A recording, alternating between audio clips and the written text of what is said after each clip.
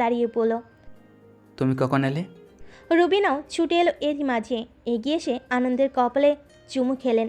তার পরিপাটি চুলগুলোর মধ্যে হাত বুলিয়ে খুশিতে আত্মহারা হয়ে বলেন, আমি জানতাম তুমি আসবে। তোমার আব্বুর সাথে বাজি ধরেছিলাম, ঠিকই আমার কথা মিলল। আরিফাও সামনে হেসে আনন্দের পাশে দাঁড়িয়ে বলেন, যে বাধ্যগত ছেলে তোমার, মায়ের এইটুকু আবদার রাখে না। কতদিন পর এলে আনন্দ? আনন্দ মুচকি এসে বলে কথাটা। আরিফা তার প্রত্যুত্তরে বলেন, ব্যক্তি আনন্দের সঙ্গে বাড়ির আনন্দও ফিরল 22 দিন পর।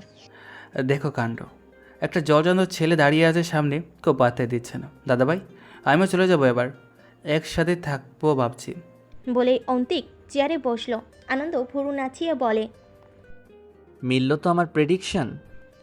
অন্তিক মুখে কিছু না বলে মাথায় হাত দিয়ে স্যালুট জানালো। আনন্দ রুবিনার দিকে তাকিয়ে বলে, কোন কোন ডিশ বানাবে বানাও।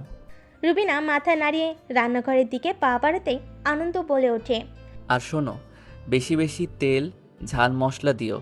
কথাটা বলে চোখ সরালো আনন্দ। রুবিনার মুখভঙ্গি বদলে গেল মুহূর্তে। কিছুক্ষণ আনন্দের দিকে তাকিয়ে রইলেন। আরিফা এসেই তার কাঁধে হাত দিতে তিনি স্বাভাবিক হলেন কিছুটা।